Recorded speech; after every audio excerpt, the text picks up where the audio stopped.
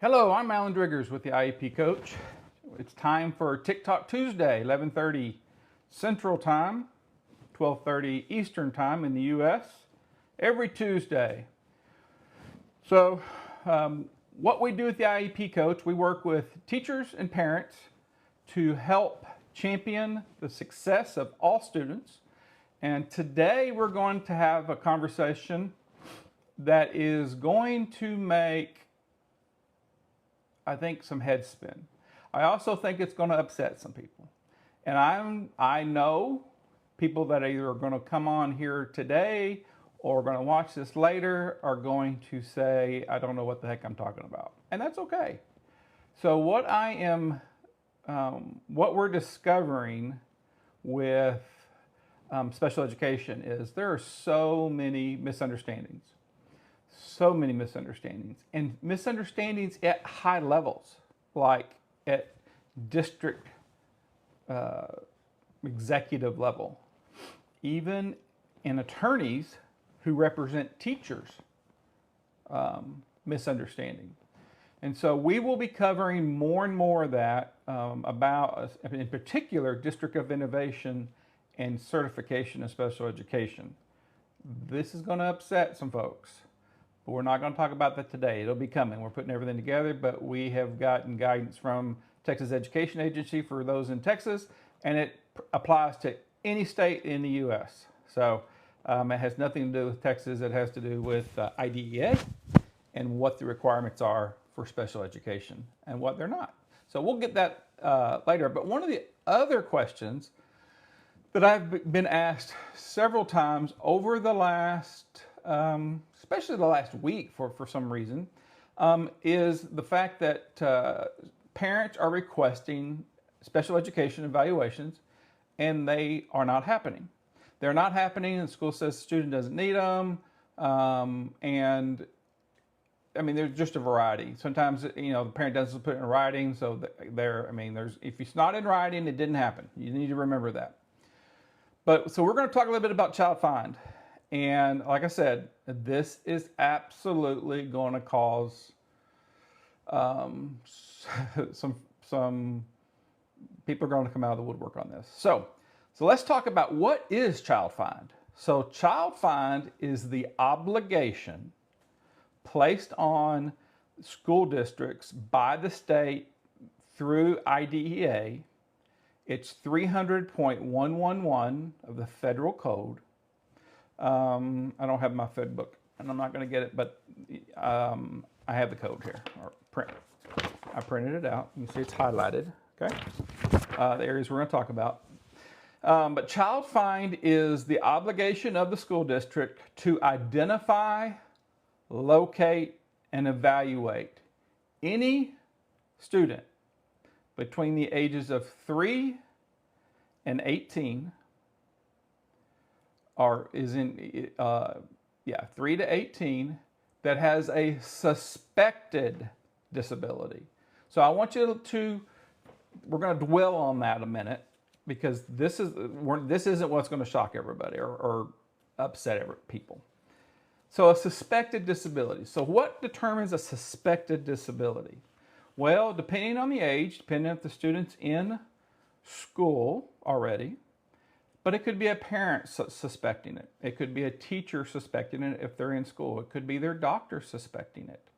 And it could be preschool suspecting it. It could be, there's a wide variety that could suspect it. But what school districts are obligated to do is to find those students.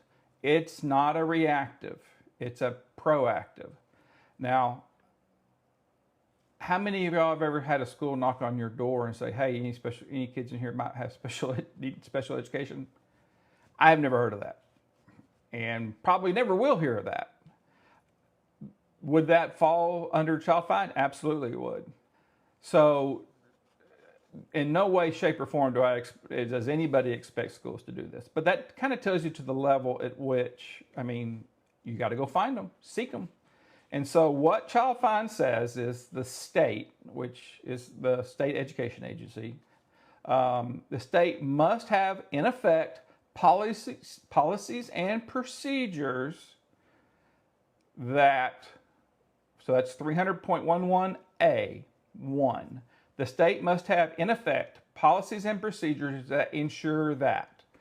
Okay? So that ensure that. So that's number 1. Letter I. Okay? So if you have any questions, feel free to drop them in there. I see some folks are joining. Hey, just add questions. I know a lot of people are going to see this on a recording, which is great because we'll get this out on social media.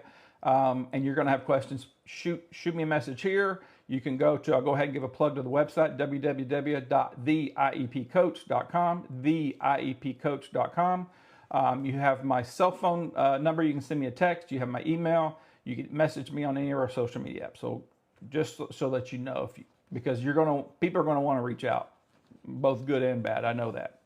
So all children with disabilities residing in the state, including children with disabilities who are homeless children, wards of the state, children with disabilities attending private schools, regardless of the severity of their disability, and who are in need of special education and related services, are to be identified, locate, and evaluated. To be identified, locate, and evaluated. So the school has an obligation to identify them, to locate them, and then to do an evaluation.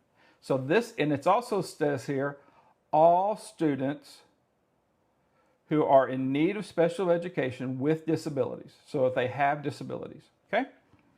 The practical method is developed and implemented. A practical method is developed and implemented to determine which children are currently receiving needed special education and related services. Okay? So, what does that mean? What does all that mean? So, basically what I said, schools are required to go find kids that have a suspected disability and evaluate them. Do special education evaluation. It also says children who are, this is letter 4. I hate how they code these. It's number 1 underneath child find. Children who are suspected of being a child, there's that word suspected again, suspected of being a child in need of special education, even though they are advancing grade to grade. Doesn't matter. Grades have nothing to do with it. Okay? And it includes highly mobile children. So children of migrants are also supposed to be evaluated. Nothing in Child Find requires that children be classified by their disability, so long as the child who has a disability is listed in 300.8. So those are all the different eligibilities that make you eligible for special ed services. So who are listed in 300.8 and who, by reason of that disability, need special education service and related services. Okay? So that is what it that is what it says. Child Find. All right, y'all ready for the loop? Y'all ready for the thing that's going to upset everybody?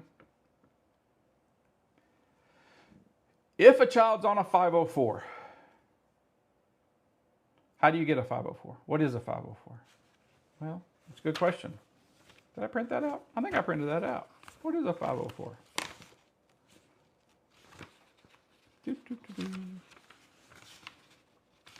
All righty. Did I bring it over here? I don't know what that is. I think it's on the bottom of this. Here we go. Yeah. So, 504, Section 504 is a federal right, okay? It's known as, a lot of people know it, it's known as the Section 504, the Rehabilitation Act of 1973. It also falls under ADA, Americans with Disability Act. Y'all see where I'm going with this? All right, Section 504 states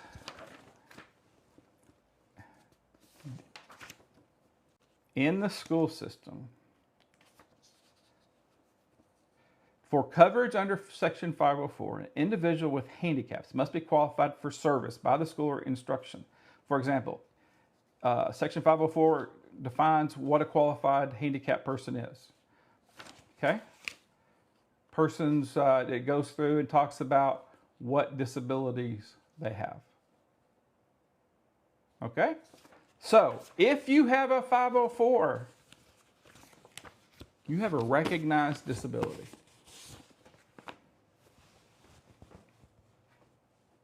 What does Child Find say? If you have a suspected disability, you are to be have special education evaluation.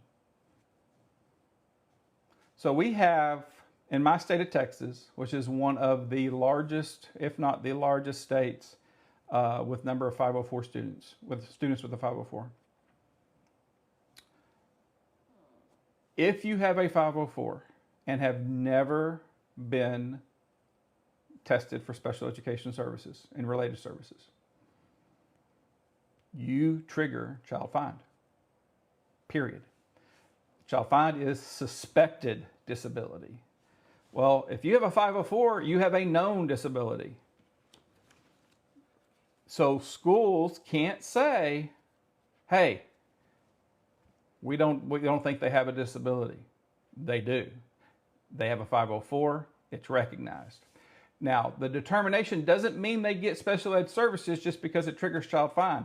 There has to be an educational need, but you're not going to know if there's an educational need without the evaluation. Grades does not matter. If anybody, having spent nearly 20 years in school systems, you know, if you're in school, you know what grades do today.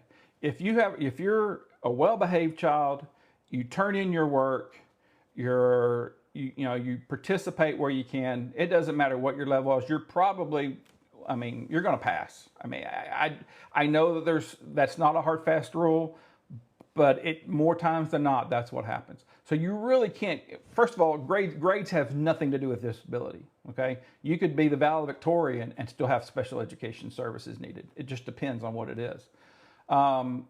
So you need a full and complete evaluation, okay? I know, like I said, I know this is going to trigger because if you got, actually I was a 504 coordinator at my last school on campus. And we had, 400 kids, 350 kids on 504 at a high school. I know for a fact most of those kids were not evaluated for special education services. And there may not have been a need, okay? But I guarantee out of 350, 400, there were some that probably, well, I know they were. There were some that should have been on a special education, an IEP. So what's going on? One, evaluations cost money, cost staff, take time. So you need to know that. You're going to get pushback from the schools. And if you're a school leader or a teacher on here, I understand. If you're an LSSP or a school psychologist or a DIAG, I understand. You're going to need more staffing if every student that was on 504 requested special education services. It's the law. And so what we don't know, what we don't realize is there's not, it's black and white, it's in the law, okay? If you get a medical diagnosis of ADHD is an eligibility under other OHI, other health impairment, under IDEA. You should have a special education evaluation.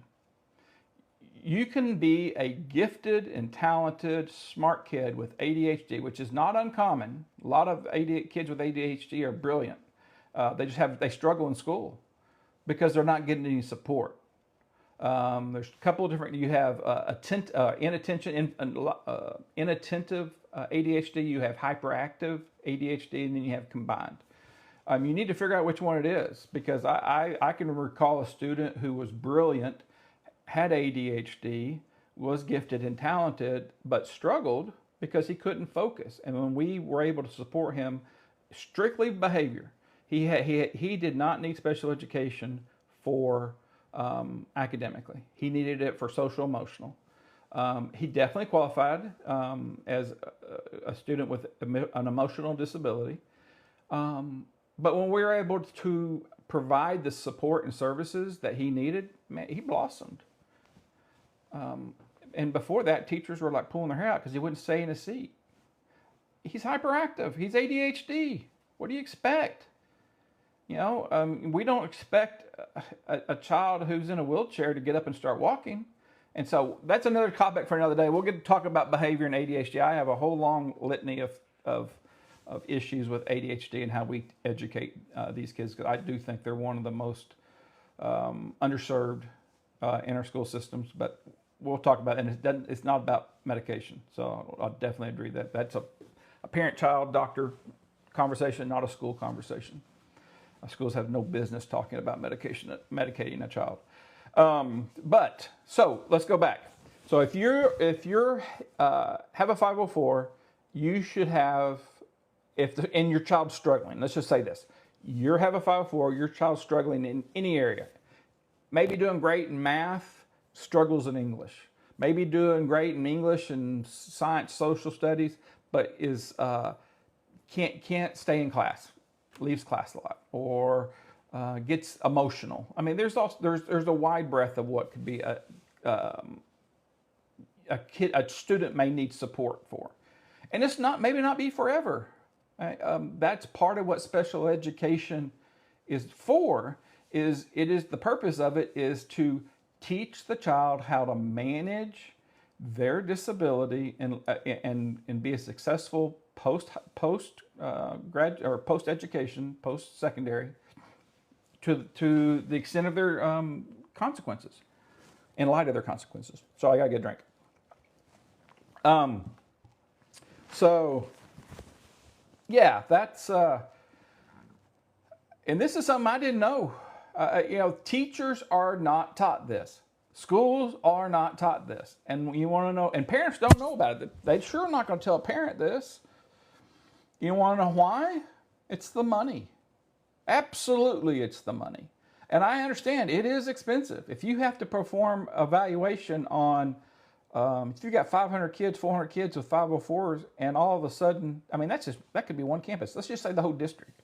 You have 500 kids. And 250 of them, half of them,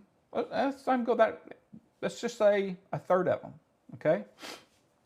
170 come and say, hey, I want to get special education, my child evaluated for special education. They have a 504, and I'm concerned that, you know, they have a disability and we haven't tested. We haven't evaluated them. That's a lot. That's a whole lot. All right? So we're going to go deeper into this. I'm going to have a webinar. I haven't got the date. It's going to be on a Wednesday. Actually, I was looking at that before I went live. Let me pull it up real quick here. I can give everybody the date that we're going to do it on. Let's see here. I'm going to have to hold off. We're going to do it on a Wednesday. I don't know if we're going to do it the 15th or the 22nd, but it'll be one of those two dates. As of now, I will get it out. It'll be on social media. You'll have to register for it. It'll be on a Zoom webinar. You register. If you can't make it to the Zoom, you'll get a copy of it. So, and we'll dive a lot deeper into this, and we'll get specific questions. And we're going to have some haters on there, so come for the entertainment, because I know I'm going to get trolled, and that's okay. We're diving deeper into this. We're getting guidance from the state. This isn't something I'm pulling out, you know, making it up.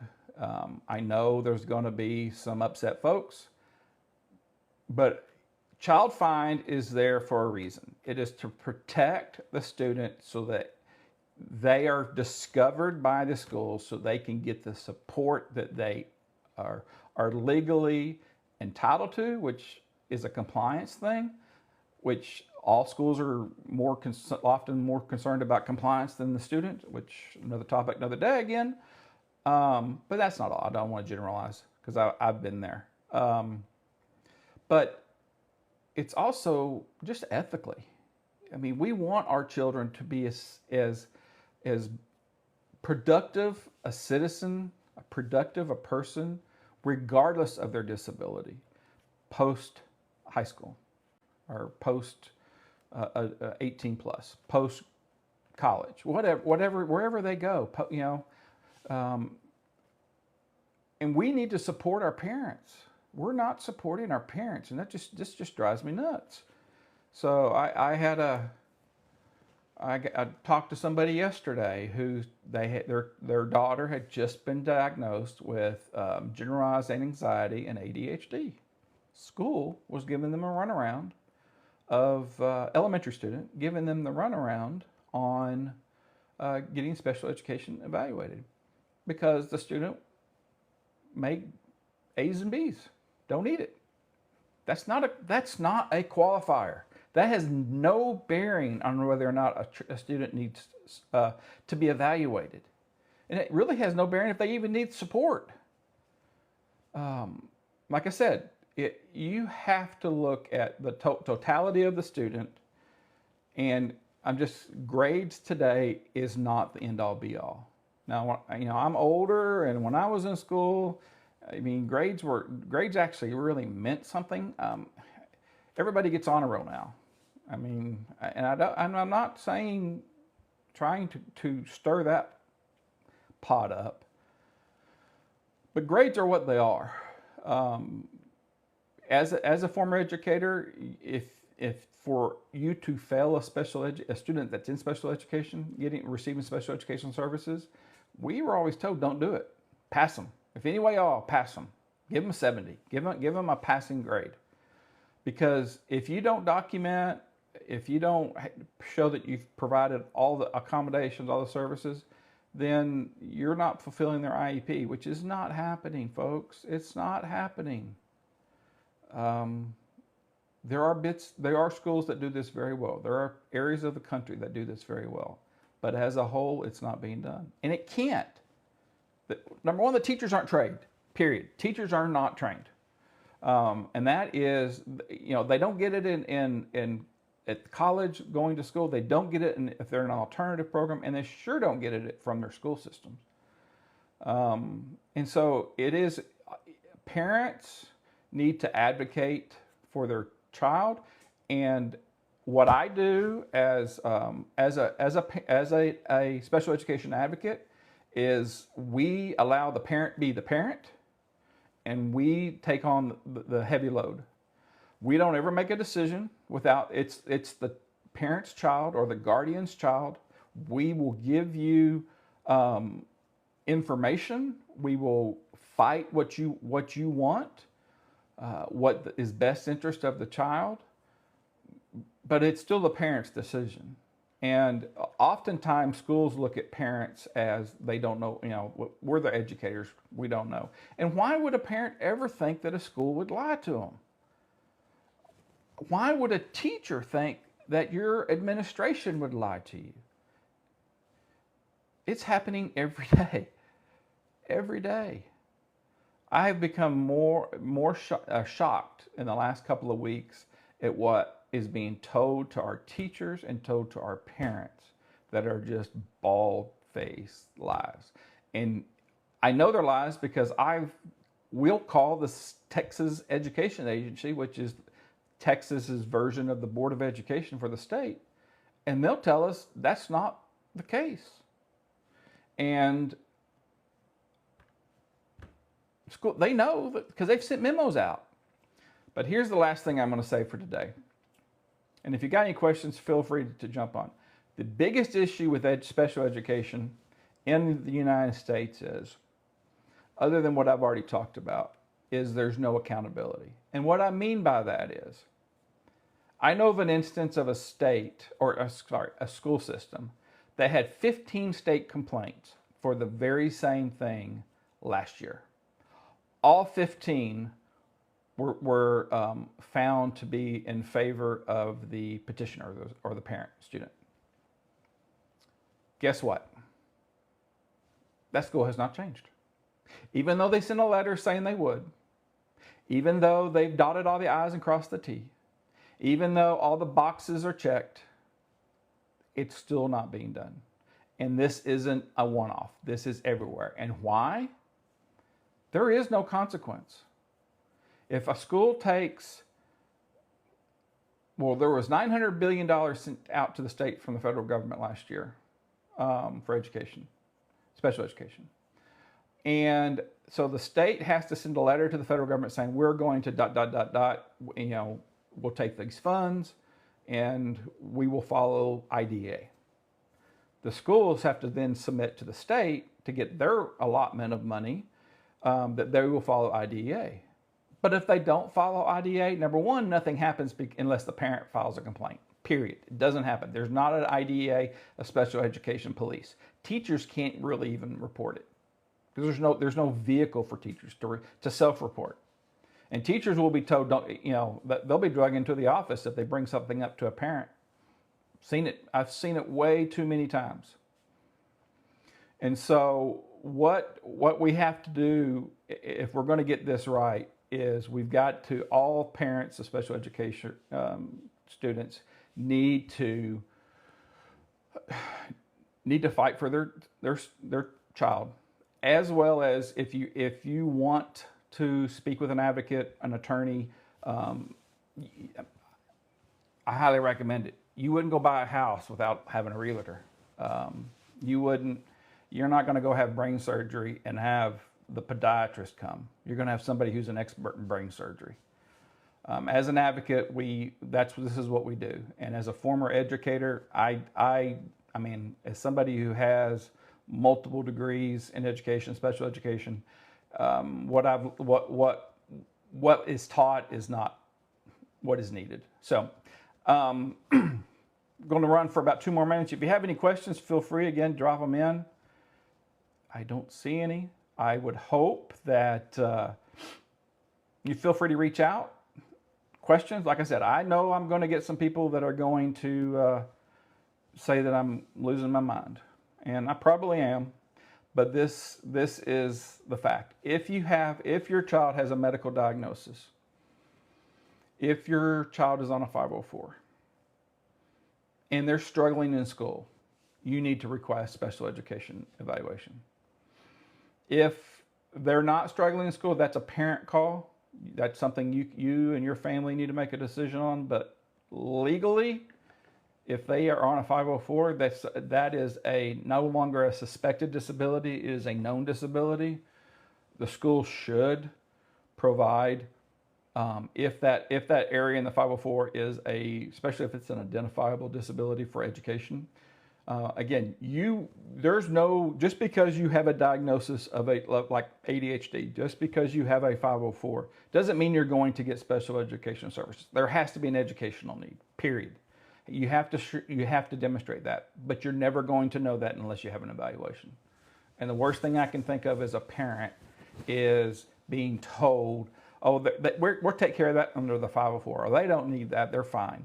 And you go through the years, and then they get to be a sophomore, junior, senior year in high school, and they are struggling. They're on the struggle bus. And it's because they've not been properly supported. So at least if you have it done, you will know. You'll know. And you may want to periodically, if something changes, you may want to have it reevaluated again down the road. But you need to have an initial. You need to have an initial evaluation. It just is, and so. If you got questions, if you don't know how to do that, if you want to know how to do that, feel free to reach out. You can message me here on TikTok. We're going to copy this out and put it on all our social media, different avenues that we use. You can also go to www.theiepcoach.com, theiepcoach.com. You can email me. There's my cell phone numbers on there. You can feel free to text me. I will reach out to you, and if I don't know, I'll find out the answer. But yes, that's all we got. Don't see any questions. I appreciate. Oh, is that somebody who's got a question? No. Okay, no question. So I appreciate everybody coming and joining. We had a nice little group show up, and again, feel free to reach out. Have a wonderful day. Talk to you soon.